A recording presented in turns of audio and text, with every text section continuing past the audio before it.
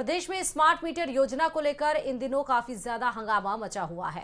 जिस योजना को बिजली वितरण में पारदर्शिता लाने, बिजली चोरी रोकने, उपभोक्ताओं को अपनी खपत पर बेहतर नियंत्रण देने के उद्देश्य से शुरू किया गया था, लेकिन अब राजनीतिक और जन विरोध का सामना कर रही है।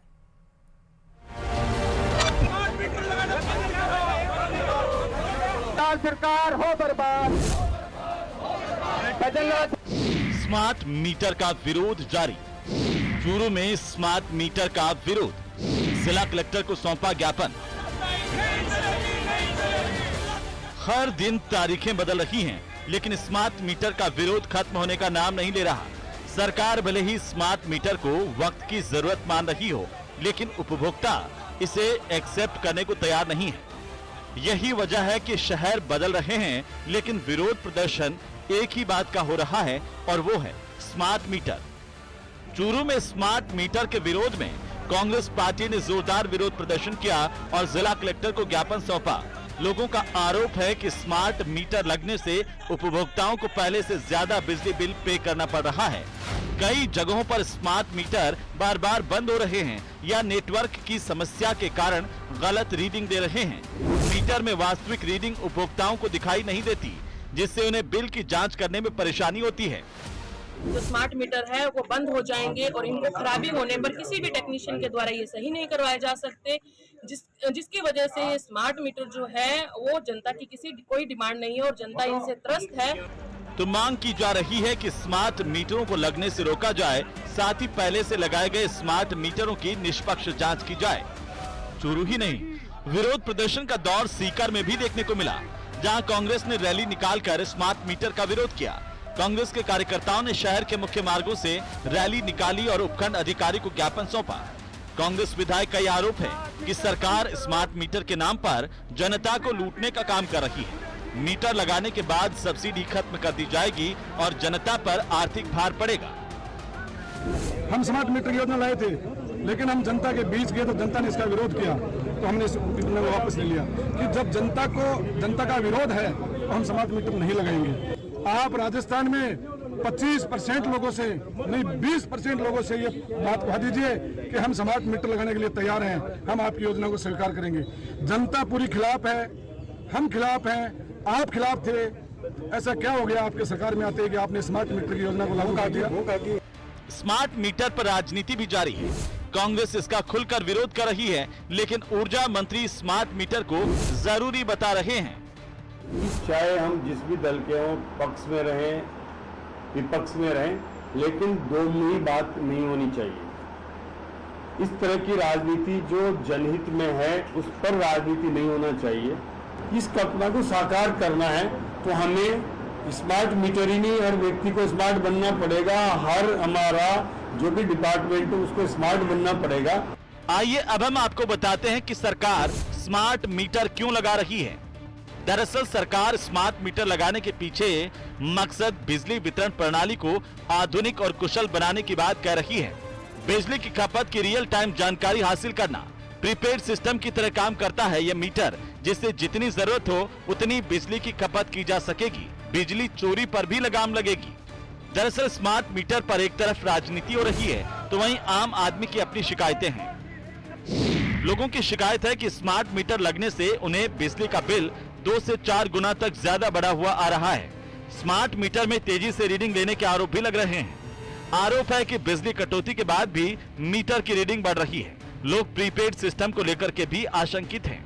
लोगों को यह भी चिंता है कि स्मार्ट मीटर में लगी चिप के जरिए उनकी बिजली खपत का पूरा डेटा सरकार या निजी कंपनियों के पास चला जाएगा। लोगों को लगता है कि उन्हें स्मार्ट मीटर की कार्यप्रणाली के बारे में पूरी जानकारी नहीं दी जा रही है। स्मार्ट मीटर अब प्रदेश में राजनीति के केंद्र बन चुके हैं। भाजपा इसे भविष्य की दिशा में एक आधुनिक कदम बता रही है, तो वहीं कांग्रेस इसे जन विरोधी और खर्चीली योजना करार दे रही है। Bureau report, news 18 Rajasthan.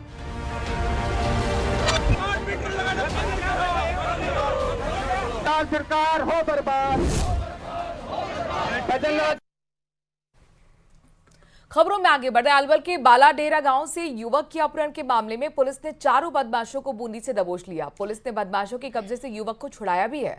Police ने युवक को दस्तयाब कर उसके परिजनों को सौंप दिया है। बताया जा रहा है कि पीड़ित ऑनलाइन ट्रेडिंग का काम करता था और युवक ने मुख्य सरगना को 4% पर 7 खाते दे रखे थे। पूरा मामला खाते के हिसाब से और लेन देन से था। वहीं पुलिस ने गिरफ्तार आरोपी का जुलूस भी निकाला। तस्वीर आपके सामने। तो 4 बदमाशों को किस तरीके से यहाँ पर गिरफ्तार करने के बाद उनका जुलूस निकाला गया है। ये जुलूस इसलिए निकाला गया है ताकि एक संदेश समाज के बीच में जाए, ऐसे अपराधियों के बीच में जाए कि जो भी कानून को हाथ में लेने की कोशिश करेगा उसका हश्र यही होगा, उसकी असल जगह जेल की सलाखें ही हैं। और 4 बदमाशों को बूटी से दबोचा है पुलिस ने, जिनका अब जुलूस निकाला गया है। उनके कब्जे से कई हथियार भी बरामद। और चलिए अब बात नागौर से बड़ी खबर की करते हैं। नागौर में लगातार बारिश से सड़कें लबालब नजर आ रही है। 1 घंटे तक बारिश के चलते निचले इलाकों में पानी भर गया है। शिवबाड़ी क्षेत्र में घरों में तक बरसात का पानी घुस गया। निकासी नहीं होने के चलते लोगों को अब परेशानी हो रही है। लगातार अब ये बारिश आफत की बारिश बनती हुई नजर आ रही है। ये सड़कें आप देख सकते हैं किस तरीके से पानी भरा हुआ है। और ये घर के अंदर की तस्वीरें, कमरे की तस्वीरें, जहां पर सामान भी अब पानी में डूब रहा है, खराब हो रहा है। बारिश से सड़कें तो लबालब थी, सिर्फ 1 घंटे के बाद अब ये स्थिति शहर की निकलकर सामने आई है। शिवबाड़ी क्षेत्र में घर में तक पानी घुस गया है।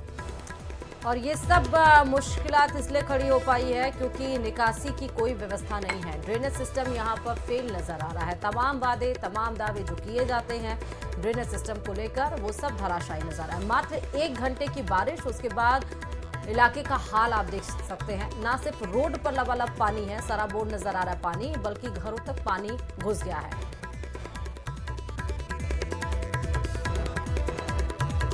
और अब बात करते हैं छात्र संघ चुनाव की। दरअसल छात्र संघ चुनाव की बहाली को लेकर लगातार सियासत गरमाई हुई है। हालांकि छात्र संघ चुनाव राजनीति की पहली सीढ़ी कही जाता है। देश और प्रदेश में राजनीति में यहीं से ही निकलकर राजनेता आगे पहुंचकर सदन में समाज और युवाओं की आवाज को मजबूत करेंगे। लेकिन छात्र संघ चुनाव नहीं होने से सैकड़ों युवा छात्र नेता मायूस हैं।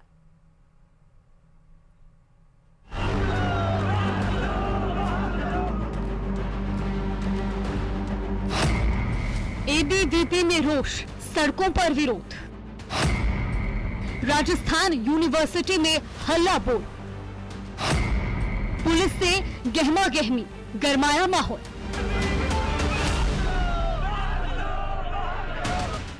छात्र संघ चुनावों पर लगे विराम को हटाने की मांग एक बार फिर से जयपुर में बुलंद हुई है। अखिल भारतीय विद्यार्थी परिषद के छात्र नेताओं ने राजस्थान विश्वविद्यालय से छात्र संघ चुनाव बहाल करने की मांग उठाई। सैकड़ों की संख्या में पहुंचे छात्र सरकार और प्रशासन के खिलाफ नारेबाजी करने लगे।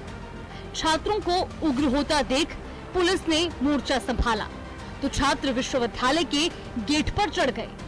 इस दौरान पुलिस के साथ भी उनकी गहमा गहमी देखने को मिली।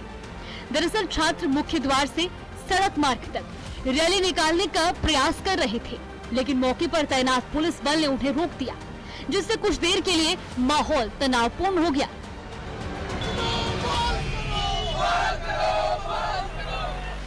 छात्र संघ चुनाव बहाल करो के नारे से राजस्थान यूनिवर्सिटी का कैंपस गूंज उठा, तो इस दौरान छात्रों का अनूठा प्रदर्शन भी देखने को मिला। एबीवीपी कार्यकर्ताओं ने कांग्रेस नेताओं के चेहरे वाले मास्क पहने, जिसमें कांग्रेस प्रदेश अध्यक्ष गोविंद सिंह डोटासरा, पूर्व सीएम अशोक गहलोत के मुखौटे के साथ शव यात्रा निकालकर विरोध किया। प्रदर्शन का नेतृत्व विश्वविद्यालय संयोजक रोहित मीणा और केंद्रीय कार्य समिति सदस्य भारत भूषण ने की। इस दौरान छात्रों ने चेतावनी दी कि अगर चुनावों की तारीख जल्द घोषित नहीं की गई तो एबीवीपी आंदोलन को उग्र रूप देगी। हम आज अखिल भारतीय विद्यार्थी परिषद ने प्रदर्शन किया, उसके अंदर हम पिछली कांग्रेस सरकार से कहना चाहते हैं, जो आपने युवाओं की आवाज की हत्या की है, आपके आज भी उस खून के अंदर हाथ सने हुए हैं, जो आपने युवाओं की उस आवाज को दबाया है, जिस आवाज को युवा जाके संसद के अंदर और विधानसभा के अंदर उठाता है। लेकिन मैं फिर भी आज जो भजनलाल सरकार है, बीजेपी सरकार है, उससे कहना चाहता हूँ, जो कांग्रेस सरकार ने युवाओं के साथ कुठाराघात किया उसे आप ना करें। छात्र संघ चुनाव को पुनः सुचारू रूप से चालू करें। अखिल भारतीय विद्यार्थी परिषद यही मांग रखती है। छात्रों का तर्क है कि ये केवल लोकतांत्रिक प्रक्रिया की बहाली नहीं, बल्कि छात्र हितों की आवाज को फिर से मंच देने की दिशा में एक जरूरी पहल है। राजस्थान सरकार युवाओं को लोकतांत्रिक अधिकारों से वंचित कर रही है। छात्र संघ चुनावों को लेकर जारी असमंजस से छात्र प्रतिनिधित्व की आवाज दब रही है। जयपुर से रोशन शर्मा की रिपोर्ट। जयपुर से ब्रेकिंग न्यूज आपको बताते हैं। गृह मंत्री अमित शाह जयपुर के दौरे पर आ रहे हैं और इस दौरान दादिया में सहकार सम्मेलन में शिरकत करेंगे। लंच पर सत्ता और संगठन के काम की चर्चा होना है। सीएम भजन लाल ने तैयारियों का जायजा लिया है। बड़ी खबर आपको बता रहे हैं, राजधानी जयपुर से आज पिंक सिटी का दौरे पर है गृह मंत्री अमित शाह। दादिया में सहकार सम्मेलन में शिरकत करेंगे। सत्ता और संगठन को लेकर बातचीत की जाएगी और तैयारियों का जायजा खुद मुख्यमंत्री भजन लाल शर्मा ने लिया है। महत्वपूर्ण है कि सहकार सम्मेलन एक आयोजित किया गया है और इसमें यहाँ पर अमित शाह की मौजूदगी रहेगी। बहुत महत्वपूर्ण होगा देखना कि यहाँ से क्या निर्देश देते हैं। खासतौर पर कई दिनों से तैयारियां लगातार बीजेपी संगठन हो या फिर सरकार हो चल रही हैं और जो अंतिम रूप दिया जा रहा था तैयारियों का उसकी भी समीक्षा करते हुए मुख्यमंत्री नजर आए हैं। साथ ही आपको बता दें कि आज कई सारी सौगात भी गृह मंत्री अमित शाह के तरफ से दी जाएगी। जैसे पुलिस के 100 नए वाहनों का फ्लैग ऑफ सेरेमनी है जिसमें शिरकत करेंगे। प्रदर्शनी का निरीक्षण और कुल 40 स्टॉल लगाए गए हैं। 24 अन्य भंडारण गोदाम का वर्चुअल लोकार्पण होगा। 64 मिलेट्स आउटलेट्स का वर्चुअल लोकार्पण भी आज किया जाएगा। गोपाल क्रेडिट कार्ड योजना के तहत ऋण वितरण किया जाएगा। 1400 लाभार्थियों को 12 करोड़ ऋण वितरण होगा। केंद्रीय सहकारी बैंकों की बैंक मित्र बनी लाभार्थी को 2346 माइक्रो एटीएम, साथ ही दुग्ध उत्पादक सहकारी समितियों को 2346 माइक्रो एटीएम। श्वेत क्रांति 2.0 PDCS ऑनलाइन रजिस्ट्रेशन प्लेटफॉर्म की लॉन्चिंग आज की जाएगी। राजस्थान सरकार की उपलब्धियों और रोजगार उत्सव से संबंधित फिल्म प्रदर्शन, 5 संभागियों को नियुक्त पत्र वितरण, सहकारिता और रोजगार उत्सव से संबंधित 4 जिलों के संभागियों से संवाद कार्यक्रम भी है। तो कुल मिलाकर आज क्या क्या कार्यक्रम रहेगा ये ग्राफिक्स के माध्यम से भी अपने दर्शकों को हम दिखा रहे हैं। बड़ी सौगात आज जयपुर के लिए खास दिन होगा, राजस्थान के लिए खास दिन होगा। एक सहकारिता उत्सव का भी आयोजन किया गया है बड़े लेवल पर, जिसमें बड़ी संख्या में युवाओं को नौकरी पत्र भी, नियुक्ति पत्र भी बांटते हुए गृह मंत्री अमित शाह नजर आने वाले हैं। दादिया गांव में ये सहकारिता उत्सव कार्यक्रम का आयोजन किया जा रहा है। इसके साथ साथ विभिन्न योजनाओं के लाभार्थियों को प्रमाण पत्र और चेक भी बांटेंगे गृह मंत्री अमित शाह। युवाओं को नियुक्ति पत्र भी बांटा जाएगा। मिनट टू मिनट कार्यक्रम की अगर हम बात करें तो 12:30 बजे के लगभग बताया जा रहा है कि गृह विभाग द्वारा पुलिस के 100 नए वाहनों का फ्लैग ऑफ सेरेमनी रखा गया है और इसके बाद कुल मिलाकर 40 स्टॉल हैं जिनकी प्रदर्शनी का निरीक्षण भी अमित शाह करते हुए नजर आने वाले हैं। पुस्तक विमोचन, पंडित दीनदयाल उपाध्याय गरीबी मुक्त ग्राम अभियान के तहत सफलता की कहानियों का संकलन, वंदे गंगा जल संरक्षण अभियान के तहत सफलता की कहानियों का संकलन, तो तमाम वो आज सौगात गृह मंत्री अमित शाह के द्वारा आज जयपुर की जनता को दिया जाएगा।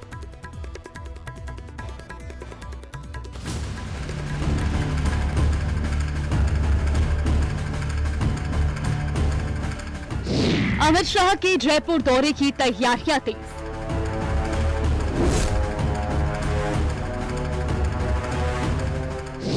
सत्ता और संगठन पूरी ताकत से जुटे।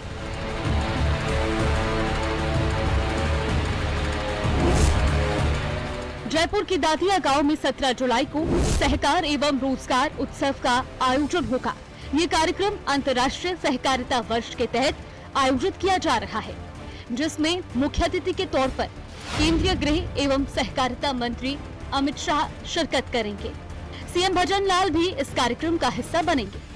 केंद्रीय मंत्री अमित शाह जयपुर दौरे के ऊपर रहने वाले हैं। रिंग रोड स्थित ये जो दादिया गांव है पूरी तरीके से तैयार हो चुका है। तस्वीर आप देख सकते हैं कि कल केंद्रीय मंत्री अमित शाह यहां पर सहकार जो सम्मेलन है उसका शुभारंभ करेंगे। साथ ही साथ जो रोजगार जो उत्सव है, रोजगार मेला है, उसके तहत हजारों युवाओं को कहा जा सकता है कि नियुक्ति जो पत्र है वो सौंपे जाएंगे। इसके लिए जो भव्य जो है यहाँ पर पंडाल जो लगाया गया है, करीब 1 लाख से जो ज्यादा लोग हैं उन्हें इस कार्यक्रम में जुटाने का जो है वो उद्देश्य रखा गया है।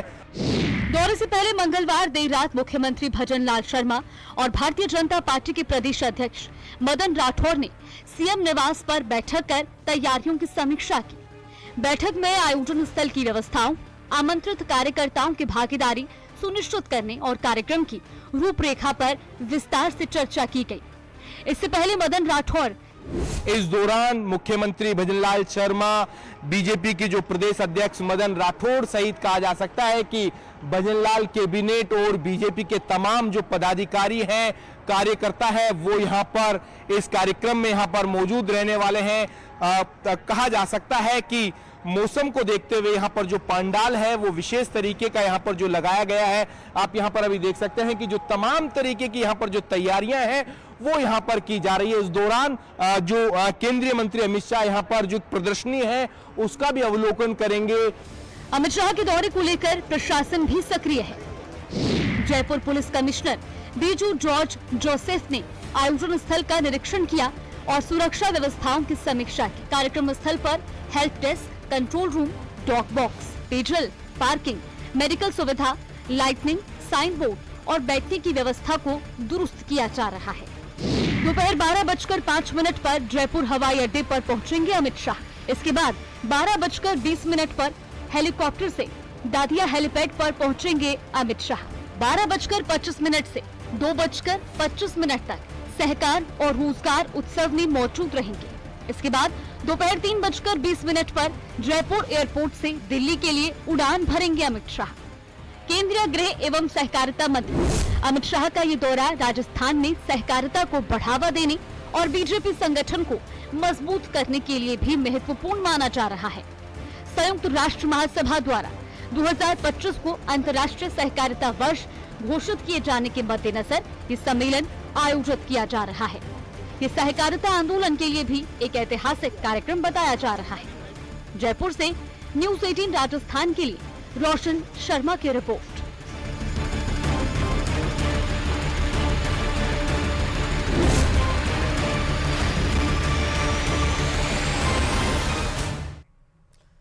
तो चलिए एक और बड़ी खबर जयपुर से आपको बता रहे हैं। एसआई भर्ती परीक्षा 2021 को लेकर हाईकोर्ट में आज फिर से सुनवाई होगी। पिछली सुनवाई में हाईकोर्ट में एसआईटी चीफ वीके सिंह को तलब किया था।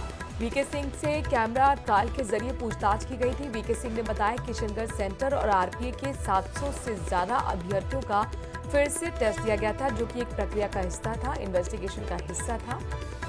तो ये बड़ी खबर अपने दर्शकों को बता रहे हैं। लगातार इस मामले में हाईकोर्ट सुनवाई कर रहा है। सरकार अपना पहले ही पक्ष क्लियर कर चुकी है। चयनित अभ्यर्थियों के वकील भी अपनी दलीलें रख चुके हैं। वीके सिंह, जिनको तलब किया गया था हाईकोर्ट की तरफ से, उन्होंने भी कई अहम सवालों का जवाब कोर्ट में कैमरे के सामने दिया है और आज भी सुनवाई जारी रहेगी। महत्वपूर्ण होगा देखना कोर्ट का रुख इस मामले में क्या रहेगा। जानकारी मिल रही है कि आज कोर्ट अपना फैसला सुना सकता है।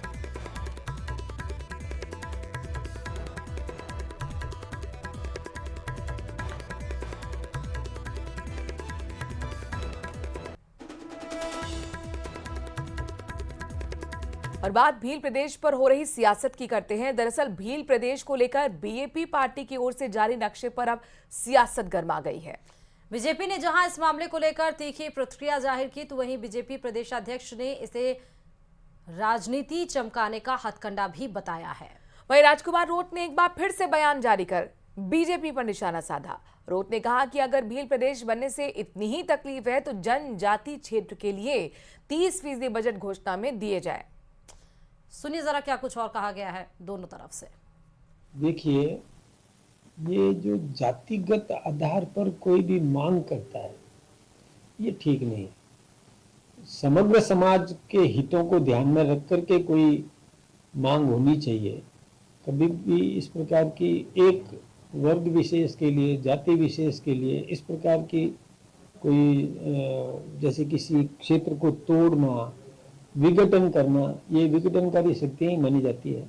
ठीक बात नहीं है, संभव ही नहीं है। कई बार देखा गया इस प्रकार की मांग कईयों ने की है, तो ये संभव नहीं है।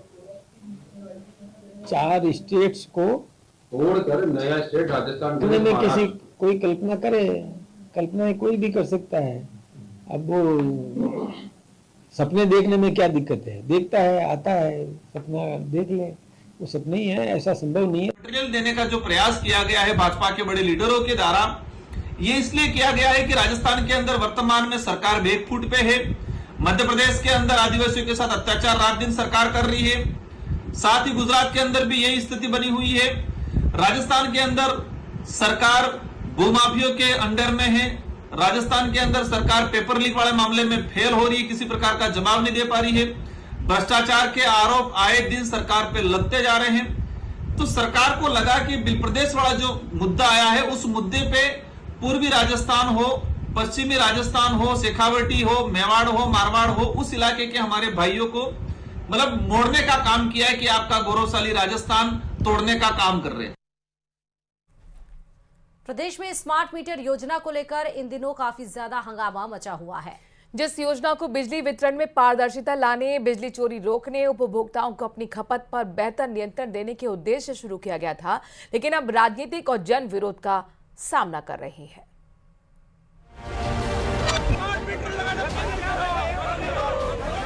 सरकार हो बर्बाद। स्मार्ट मीटर का विरोध जारी। चूरू में स्मार्ट मीटर का विरोध, जिला कलेक्टर को सौंपा ज्ञापन। हर दिन तारीखें बदल रही हैं, लेकिन स्मार्ट मीटर का विरोध खत्म होने का नाम नहीं ले रहा। सरकार भले ही स्मार्ट मीटर को वक्त की जरूरत मान रही हो, लेकिन उपभोक्ता इसे एक्सेप्ट करने को तैयार नहीं है। यही वजह है कि शहर बदल रहे हैं, लेकिन विरोध प्रदर्शन एक ही बात का हो रहा है, और वो है स्मार्ट मीटर। चूरू में स्मार्ट मीटर के विरोध में कांग्रेस पार्टी ने जोरदार विरोध प्रदर्शन किया और जिला कलेक्टर को ज्ञापन सौंपा। लोगों का आरोप है कि स्मार्ट मीटर लगने से उपभोक्ताओं को पहले से ज्यादा बिजली बिल पे करना पड़ रहा है।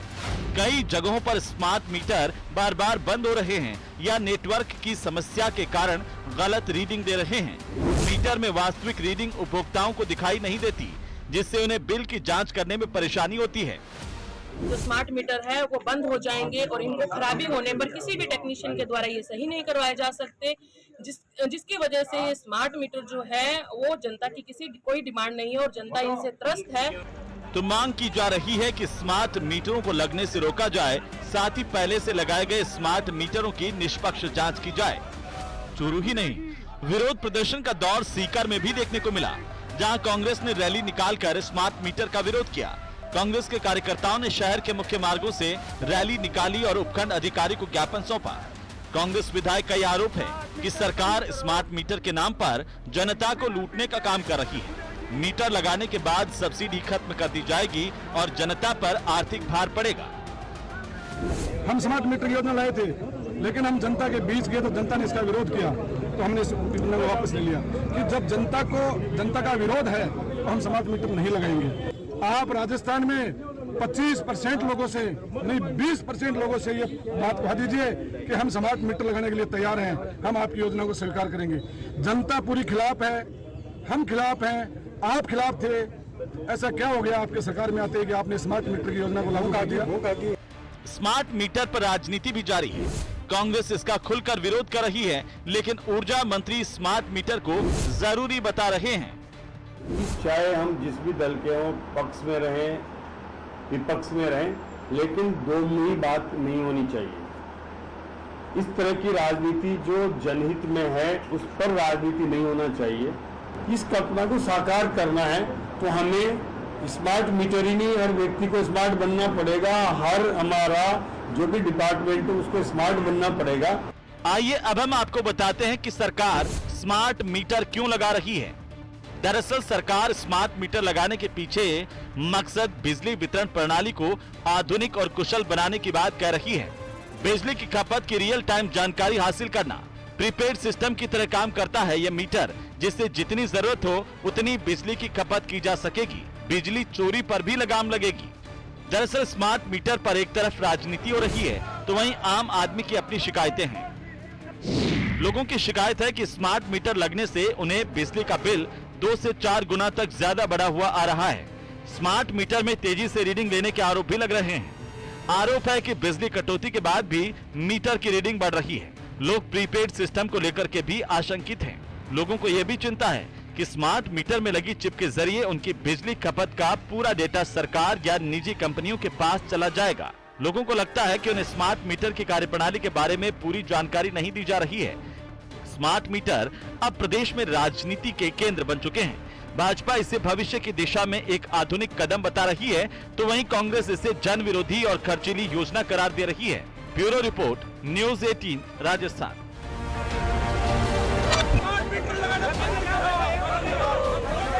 सरकार हो बर्बाद।